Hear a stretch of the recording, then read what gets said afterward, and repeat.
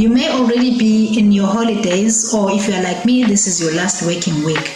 But either way, before the holiday spirit takes over, I want to encourage you to take some time out to reflect on how the year went for you.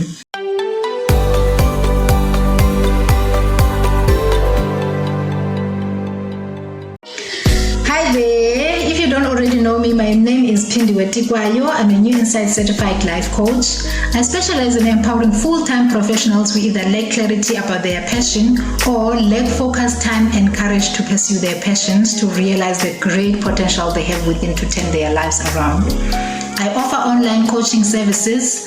If you are interested to know more about those, you can visit my website and Facebook page. The details can be found in the description section of this video.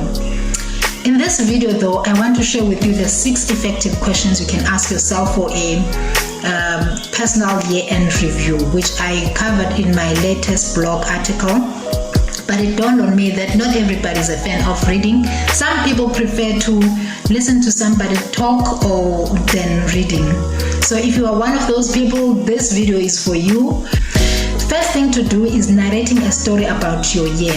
Reflect on it and paint a picture as though you are sharing your story with somebody else. Also identify the emotions you felt at the time of whatever it is that you are reflecting on or whatever it is that you are writing down. Doing that exercise is going to help you easily answer the questions I'm about to share with you now. You may decide how to do this. It can be on paper. You may decide to auto journal. It is up to you how to do it, as long as you get it done. Once you have done that, you can go ahead and answer the first question: what went well for me this year? In answering this question, you outline your accomplishments and identify the things that brought you satisfaction. Doing this is going to help you identify that the things that you can be proud of, things that you can be grateful of. Remember, this can be anything ranging from small to big achievements. But most importantly, you want to make sure you don't forget about reflecting on what went well in alignment with the goals that you set in the beginning of the year to gauge the achievement of those goals. An example for me would be the creation of my website, starting my blog, and launching my Facebook page. So basically, it can be anything that you consider your accomplishments, but most importantly, you don't want to forget to identify accomplishments from the goals that you set for yourself to achieve at the beginning of the year. The second question is asking yourself, what could I have done better? Now, for this question, I want to clarify that the aim is not for you to throw a self-pity party or condemn yourself, but instead it is aim for you to acknowledge your failures and bring to the fore the things that you need to put your efforts into and improve on. An example may be, let's say you have been procrastinating to study for an exam that could put you in a good position for a promotion, or you may have been making excuses why you're not pursuing your passions. For me personally, one thing that could have been done better is there is better management of my family time while making strides on my other goals. And to gain the most out of this question, you really need to be brutally honest with yourself.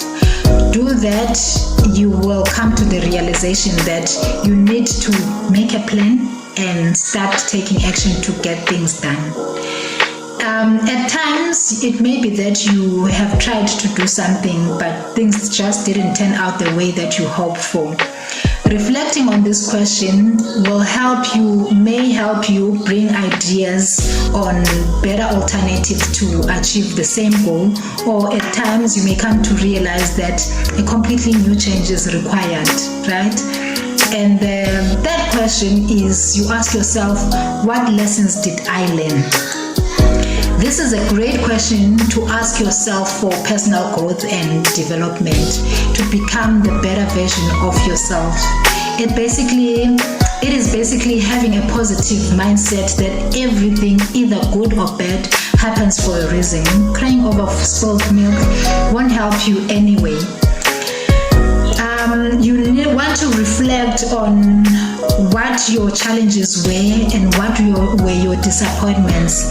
And the important thing to note here is to remember that your challenges and your disappointments, they served a purpose. It's just up to you to uncover what the intent of those were. Maybe you did not progress well in achieving your goals. You just need to identify what were the causes for not achieving your goals. What could you have done differently? And take full responsibility of why things didn't turn out the way that you hoped for. For an example, my biggest lesson was the importance of doing things as when I feel the urge to do them, instead of over-analyzing and waiting for things to be perfect before I can start taking action. That has brought me so much satisfaction. A typical example for that is what I'm doing right now, recording this video. It was never a part of my goals that I'll be recording videos so early in my career of life coaching. As much as it is something that I know it is in my plan in the future, but it was not something I thought I would do now at this stage. But I am completely happy that I took that step. Waiting for things to be perfect is not going to help. I'm no longer waiting for perfection. I'm seriously off that train. It might just not move. So I advise you to do that. Identify, be brutally honest with yourself. Identify the things that you could have done better, and you will see it will help you. And the fourth one is you want to ask yourself, where did I spend my time and energy? See, now this one is going to help you identify the misuse of your time and energy. Assess if your time was spent where you wanted, or on things that mattered to you. Was it spent on things that you had planned to do? Identify the things that you can cut out to save you more time to do things that truly matter to you, instead of being driven around by random daily demands and distractions that are stealing your precious resources, really. And the fifth question is, you want to ask yourself, based on the picture that you've painted of your year, on a scale of 1 to 10, how pleased are you with how the year turned out? This question helps you to reconcile all your reflections for the year and gives you a baseline on how you will want to feel in the coming year, that is next year. Answer this question based on how you really feel about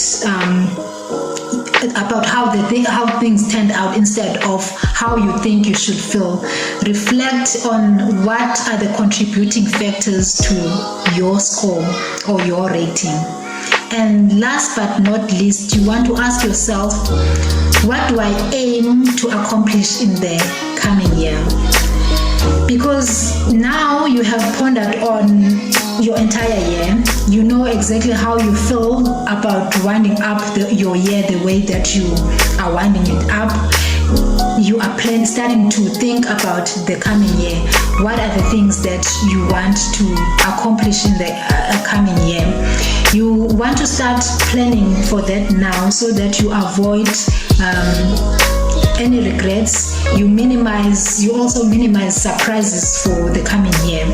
You may want to consider your reflections on the questions that we've already covered about what lessons did you learn this year, where did you spend most of your time, or what you thought could have went better. Those may be your starting points. And you can ask yourself, if next year were to be a successful year for you, how would it look like? Basically, you paint a picture of how your successful year would look like for next year. This is going to help you in identifying the things that you want to achieve for next year. And you can also ask your questions such as what areas of your life that you want to push yourself on to or learn and improve on for the next coming year. Okay, let's recap on the 6 questions to ask yourself. The first one was you want to ask yourself what went well this year for you. Secondly, you ask yourself what could have worked better. And the third question, with everything that has happened in this year, what did I learn? And the fourth question is you want to ask yourself, where did I spend my time and energy?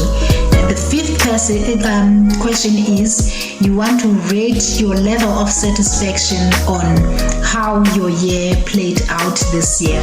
And finally, you want to consider what you want for next year, what you want next year to look like. Basically, what's the next step for you next year. How you choose to do this, how you choose to answer these questions, it is completely up to you. Like as I said, you can write them on paper, you can audio journal, and also how you decide to answer them in terms of dividing them, whether you do it all at once or you do 2 a day, 3 a day. It's totally up to you as long as you get it done. Once the entire exercise is completed, you can feel proud that you've done yourself justice. You've taken time to properly wrap your year up. And I hope this video, you find this video useful.